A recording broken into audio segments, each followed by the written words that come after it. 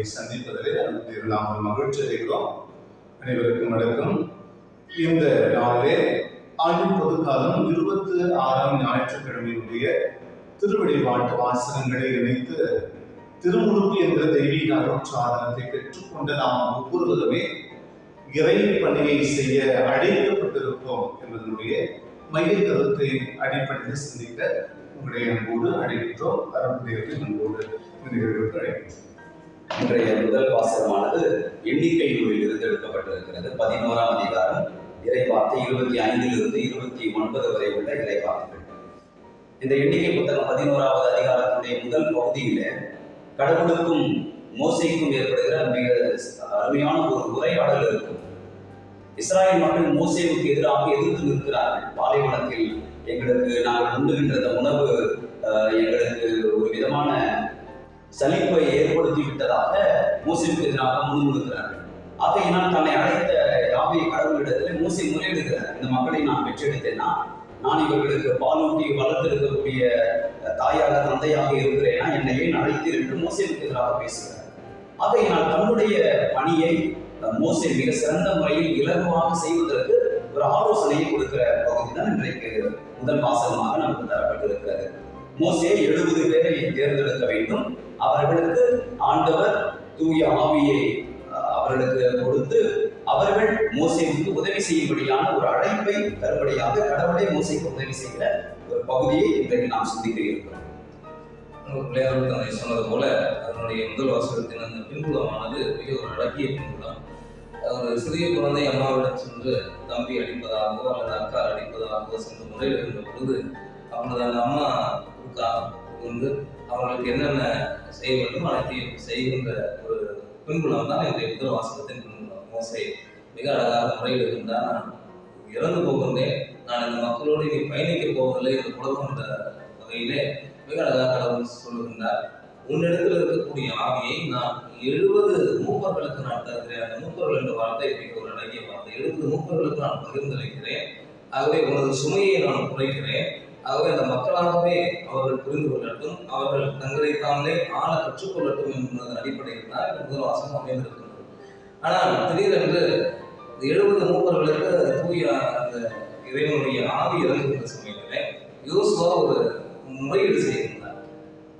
தூய்மையற்ற மக்கள் வாழக்கூடிய இடத்திலே எழுத்தாது மற்றும் மேதாது என கூறக்கூடிய இளவர்கள் அவர்கள் இறைவாக்கு உரைக்கின்றார்கள் என்று அவர் முறையிடுகின்றார். உடனடியாக மோசே கேட்கின்றார், உனக்கு என்ன பொறாமையா என்று கேட்கின்றார். இந்த கேள்வியை நாம் மேலோட்டமாக பார்த்தால் புரியாது. எனக்கு என்ன பொறாமையா என்றால், அதாவது எனக்கும் அது தெரியும், தெரிந்திருந்தும் நான் அமைதியாக இருப்பது உனக்கு பொறாமையா இருக்கின்றதா என்ற ஒரு கேள்வியை முன்வைக்கின்றார்.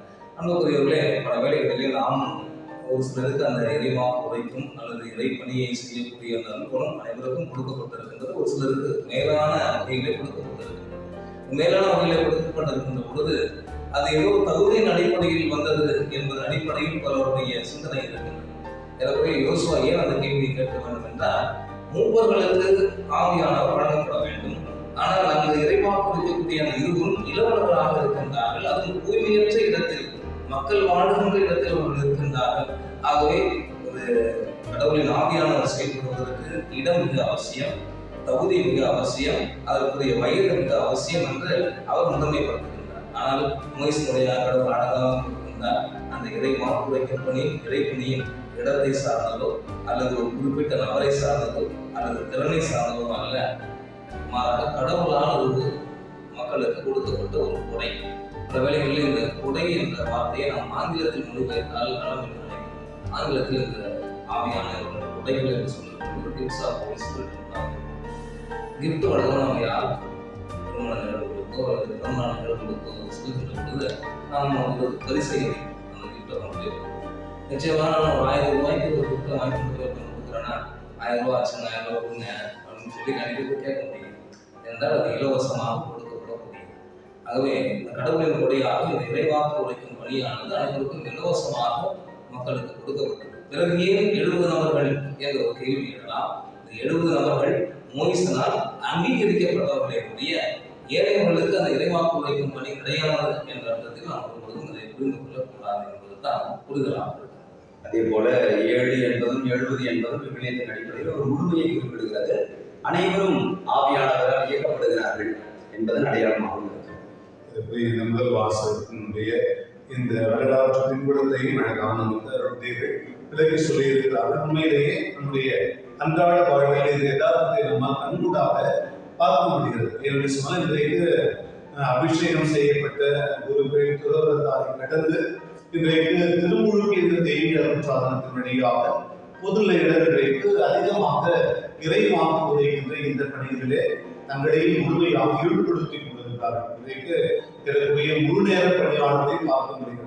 குடும்பத்தை கடந்து குடும்பத்தினுடைய சவால்களை கடந்து தன்னுடைய பிள்ளைகளுடைய படிப்பு வேலை வாய்ப்பு இவைகளையும் கடந்து பல்வேறு சுமைகளையும் தகர்த்தெறிந்து கடவுளுடைய பணிக்காக தங்களை அர்ப்பணித்துக் கொண்டு உழைக்கின்ற முழு நேர பணியாளர்களை நம்மால் பார்க்க முடிகிறது. அப்படி என்று சொன்னால் கடவுள் ஒவ்வொருவருக்குமே இந்த ஆற்றலை அருள் சொன்னது போல இந்த கொடையை கடவுளுடைய இந்த ஒரு சிறந்த கொடையாக ஒவ்வொருவருமே பெற்றுக் கொண்டிருக்கிறார்களாகவே இந்த இறைவாக்கு உரைக்கின்ற பணி என்பது நம் ஒவ்வொருவருக்குமே உரித்தானது என்பதை இந்த வாசகத்தின் வழியாக நம்மால் கண்டு கொள்ள முடிகிறது.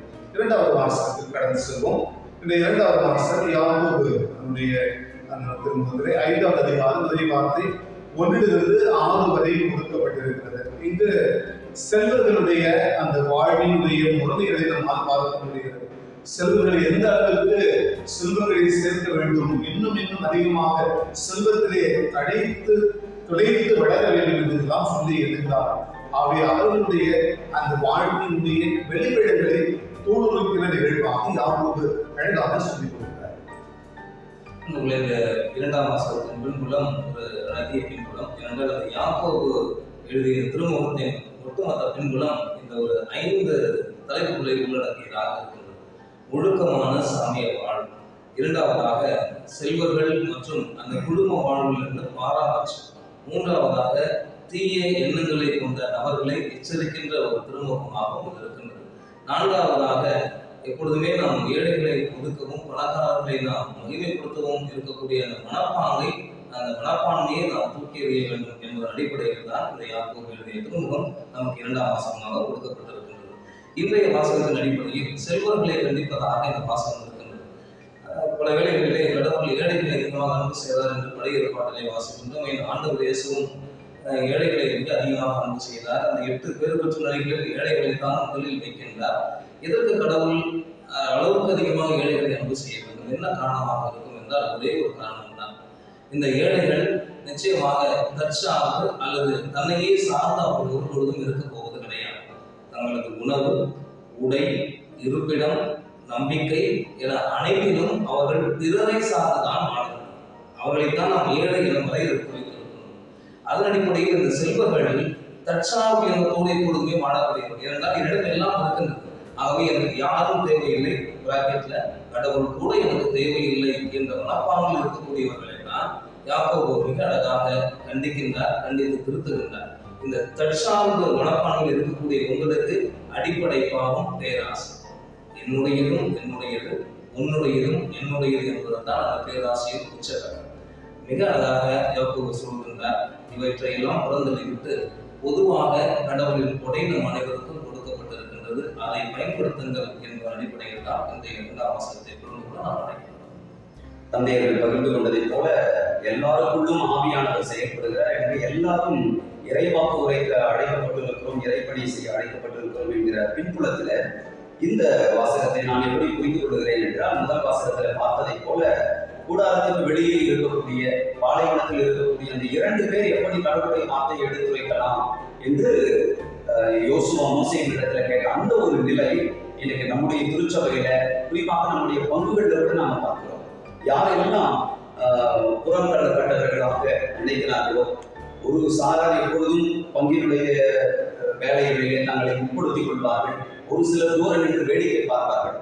யாரெல்லாம் உண்மையாக திருச்சபைக்கு உழைக்க வேண்டும், ஞானஸ்நானத்தின் அருளை வாழ்நாள் முழுவதுமாக கடைபிடிக்க வேண்டும், பங்கு தந்தையோடு பங்கில் உள்ள மக்களோடு ஒருங்கிணைந்து பங்கு பணிகளில் தன்னை ஈடுபடுத்திக் கொள்ள வேண்டும் என்று மனசாட்சியோடு அதை செய்கிறார்களோ, அவர்களை எப்பொழுதும் தங்களை உயர்ந்தவர்களாக கருதப்படுகிற, அதாவது அடுத்தவர்கள் பெயர் வாங்கிவிடக் கூடாது இன்று தவறாக பொறாமையில் இருக்கக்கூடிய மக்கள் உதவி செய்த அந்த மக்களை இப்பொழுதும் ஏளனம் செய்வதுண்டு.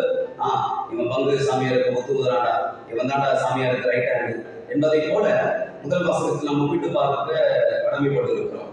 அப்படின்னா எல்லாரும் கடவுளுடைய பணியை செய்ய அழைக்கப்பட்டிருக்கிறோம் என்றால் ஒவ்வொருவருக்குள்ளாகவும் ஆவியானவர் செயல்படுகிறார் என்கின்ற அந்த ஆவியானவருடைய அந்த வல்லமைக்கு நாம் முக்கியத்துவம் தர வேண்டுமே ஒழிய, நாம் நம்மால் முடிந்த பணிகளை திருவைக்கு செய்ய வேண்டுமே ஒழிய, நாம் உதவி செய்யவில்லை என்றாலும் கூட நாம் உபத்திரம் செய்யாமல் உதவி செய்பவர்களை ஊக்குவித்தாலே அது நன்மையுள்ள ஒரு தனமாகத்தான் இருக்கும் என்று பார்த்தோம். இந்த செல்வம் படைத்தவர்கள் பிறரோடு தேவைகள் இருப்போர் அன்றாட வாழ்வுக்கான தேவைகளை கூட, அடிப்படை தேவைகளை கூட பூர்த்தி செய்ய முடியாத சகோதர சகோதரிகளை பார்க்கிற போது கடவுள் தனக்கு தந்திருக்கிற செல்வங்களை சற்று கொஞ்சம் பகிர்ந்து கொடுத்தாலே உண்மையிலேயே அந்த நல்ல இதயம், நல்ல மனதின் வழியாக கடவுள் தந்த கொடையை ஏழை எளிய மக்களோடு பகிர்ந்து கொள்ள முடியும். ஆக இந்த செல்வம் படைத்தவர் அல்லது செல்வம் இல்லாதவர் என்ற நிலை மாறி கடவுளுடைய கொடையை எல்லோருமே முழுமையாக அனுபவிக்க முடியும். இந்த கொடையை பிறருக்கும் பகிர்ந்து கொடுக்க முடியும் என்பதை யாக்கோபு அழகாக இந்த வாசகத்தின் வழியாக சொல்லிக் கொடுத்தார். நற்செய்தி வாசகத்தில் கடந்து செல்லும் மார்க்கு நற்செய்தி அதிகாரம் 9 இறைவார்த்தைகள் 38 முதல் 48 முடிய எனக்குரிய இந்த நற்செய்தி வாசகத்திலும் இதோ போதகரே, ஒருவர் உமது பெயரால் பேய்கள் ஊட்டுவதை கொண்டு நாங்கள் அவரை தடுக்க பார்த்தோம். எனக்குரிய முதல் வாசகம் இந்த நற்செய்தி வாசகம் இதற்குரிய ஒத்த கருத்துடைய வாசகங்களால் இருப்பதை நம்மால் கண்டுகொள்ள முடிகிறது. கடவுளுடைய கொடை யாரிடமிருந்தாலும் அது பயன்பட வேண்டும், அது பிறருக்கும் பயன்பட வேண்டும் என்பதைத்தான் இன்றைய நற்செய்தி வாசகம் நம்மால் புரிந்து கொள்ள முடிகிறது. நற்செய்தி வாசகத்தின் பின்புலம் மிக அழகியது. ஏனென்றால் ஆண்டவர் இயேசு எப்பொழுது அந்த திருத்தூதர்களை அழைத்தாரோ அதற்குரிய காரணத்தை மிக அழகாக கூறுவார். இயேசுவோடு இருக்கவும், அவரால் அனுப்பப்படவும், மிக குறிப்பாக லூக்கா நற்செய்தியிலே பேய்களை ஓட்டவும் என்ற அதிகாரத்தையும் அவர் வழங்குகின்றார். ஆகவே பேய்களை ஓட்டுவது என்பது திருத்தூது பணியின் ஒரு அடையாளம். ஆகவே உமது பெயரால் ஒருவர் இறந்த ஒருவருக்கு உயிரளிக்கின்றார் என்று அவர்கள் இயேசுடன் சொல்லவில்லை. உமது பெயரால் நீர் எப்படி பேதுருவின் மாமியாரை காய்ச்சலை குணமாக்கினீர்கள் அதே போன்று காய்ச்சலை குணமாக்கினார்கள் என்று சொல்லவில்லை. மாறாக மிக குறிப்பாக அந்த திருத்தூது பணியை அவர் குறிப்பிடுகின்றார். உமது பெயரால் ஒரு பேய்களை ஓட்டுகின்றார். ஆகவே யாரால் பேயை ஓட்ட முடியும்? இயேசுவோடு இருக்கின்றவரும் இயேசுவால் அனுப்பப்பட்டவர் மட்டுமே அந்த பணியை செய்ய முடியும். ஆகவே இயேசுவோடு அந்த 12 திருத்தூதர்கள் எவ்வாறு இருந்தாலும் அதே போன்று உடலளவில் இயேசுவோடு இல்லை என்றாலும் உள்ளத்தளவில் அவரோடு இணைந்திருக்கின்றார். ஆகவேதான் மிக அழகாக ஆண்டவர் இயேசு கூறுகின்றார், அவர் எனது பெயரை பயன்படுத்துகின்றார், ஆகவே என்னை இகழ்ந்து அவர் பேச மாட்டார் என்றால் இயேசு அந்த உணர்வை முழுமையாக அறிந்தவராக இருக்கின்றார். அவர் எனக்கும் தான் இருக்கின்றார் என்று தூரத்தில் இருக்கக்கூடிய யாரென்று ஒரு தெரியாத அவரை தனது சீடராக ஆண்டவர் இயேசு அறிந்து கொள்கின்றார். ஏனென்றால் அவருக்கும் அந்த கொடை கொடுக்கப்பட்டு இருக்கின்றது. அந்த கொடையை பெற அவர் இயேசுவோடு இருந்தார். இப்பொழுது நான் அவரை உங்களை போன்று அனுப்பவில்லை என்றாலும் அந்த பணியை அவர் செய்து கொண்டிருக்கின்றார். ஆகவே அவரை தடுக்க வேண்டாம் என மிக அழகிய கூறுகின்றார்.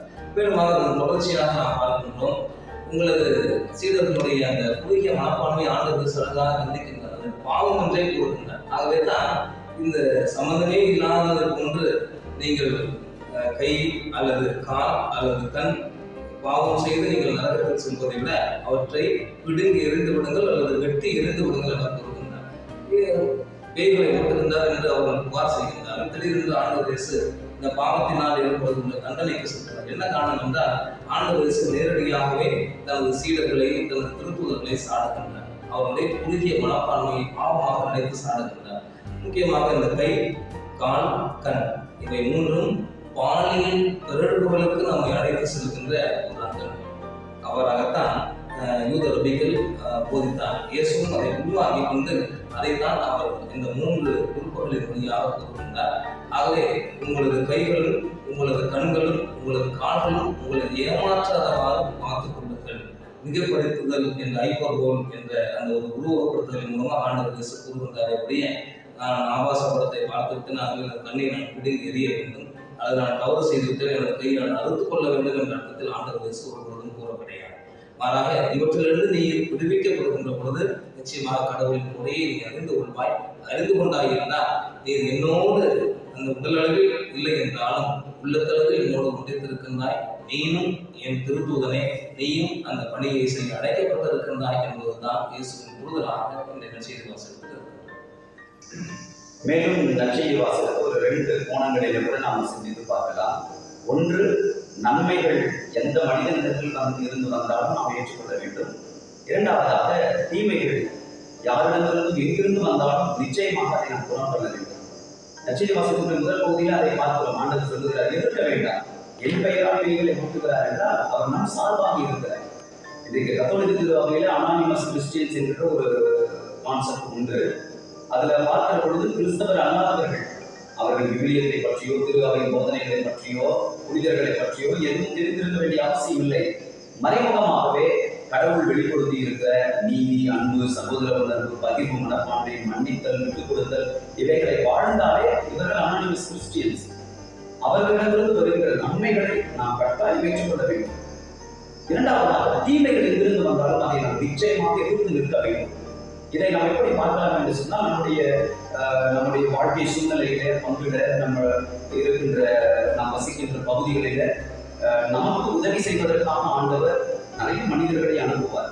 அப்படி நம்முடைய பணி இலகுவாவதற்கு, திருவாவின் வளர்ச்சிக்கு உதவி செய்கின்ற ஒரு சில நல்ல உள்ளங்களை உட்படுத்துகின்ற ஒரு சாராரம் உண்டு.